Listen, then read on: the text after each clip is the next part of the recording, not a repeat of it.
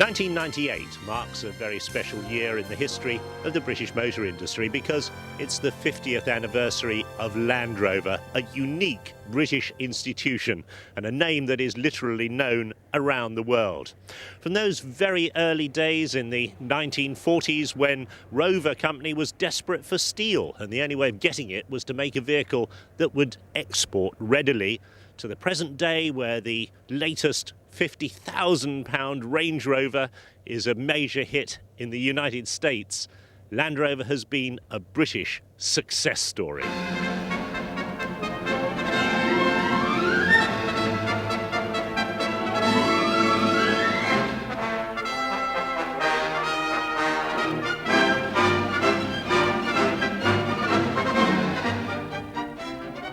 In post-war Britain, car manufacturers struggled to get new products to market. Steel shortages were the most serious problem, but aluminium was in large supply, having been used on military aircraft.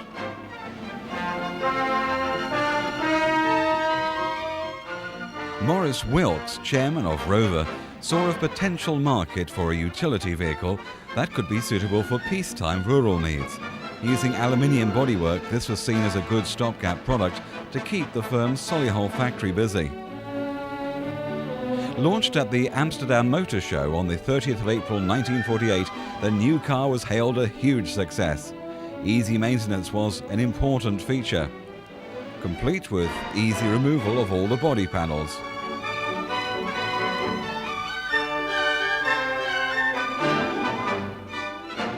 And right from the start, some unusual versions were produced.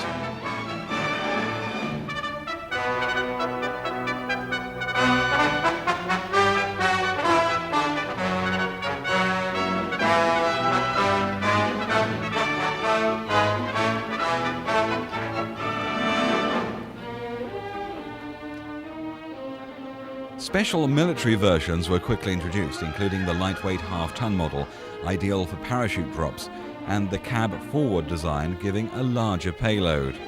Land Rovers were used by the armed forces of over 140 countries worldwide.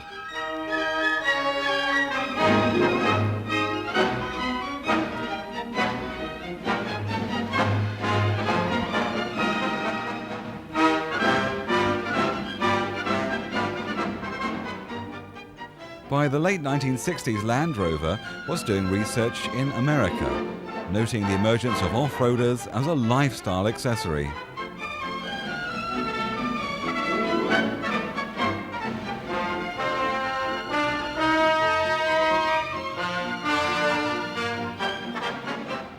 Gordon Lashford and Spen King took the concept and developed the idea that was to revolutionize the off-road market.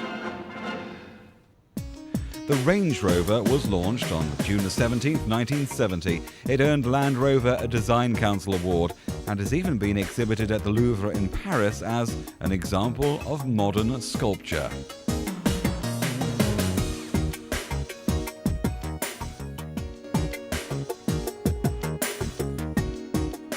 By the mid-80s, Land Rover products were overtaken in the sales charts by lifestyle off-roaders like the Shogun from Japan.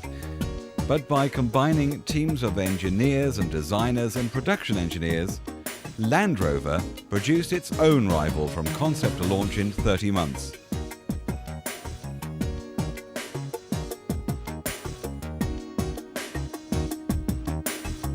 Launched on September the 9th in Paris, the Discovery was a huge success, quickly outselling its nearest Japanese rival by 3-1 in the UK. By now, the Range Rover was over 20 years old. Still being an icon, Land Rover took a conservative route with the replacement. The new Range Rover was launched to the press in August '94.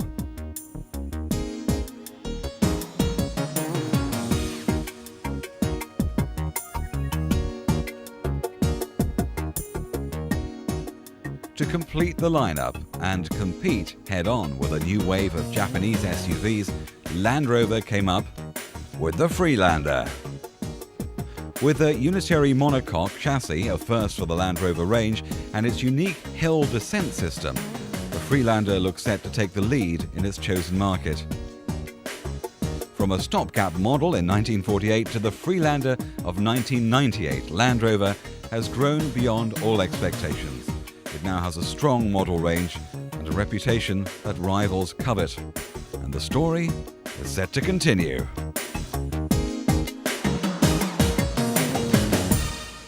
And that's how the whole thing started. Now, one man who lived that history, Mr. Rover, A.B. Smith. Well, what did you think when that first Land Rover prototype appeared? Do you think you'd ever sell many? Certainly, Maurice Wilkes was keen to keep the Jeep going, and it always seemed to me that it became easier to put an Land Rover engine in, a gearbox and axles, to put it on one of our own made frames rather than try and keep mucking about with the original Jeep.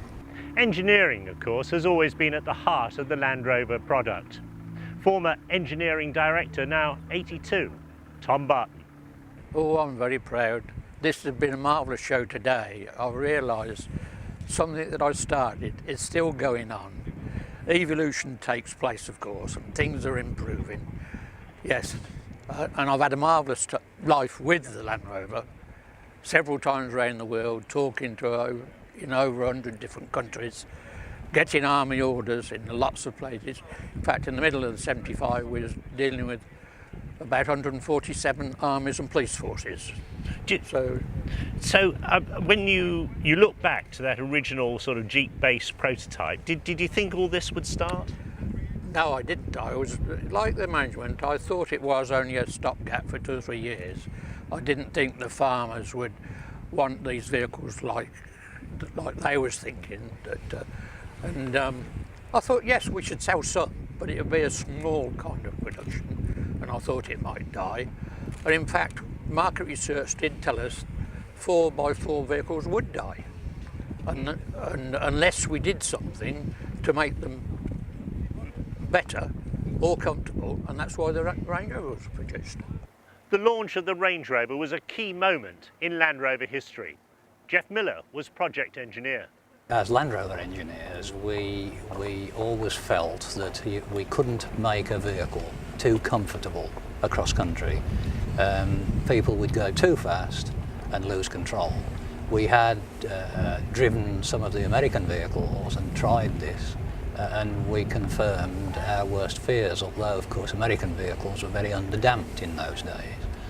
But when we got towards Range Rover, we could see with suspension technology as it was then, that Spen particularly could see that we wanted more supple, longer travel suspension, which could take us comfortably across country, but with proper control.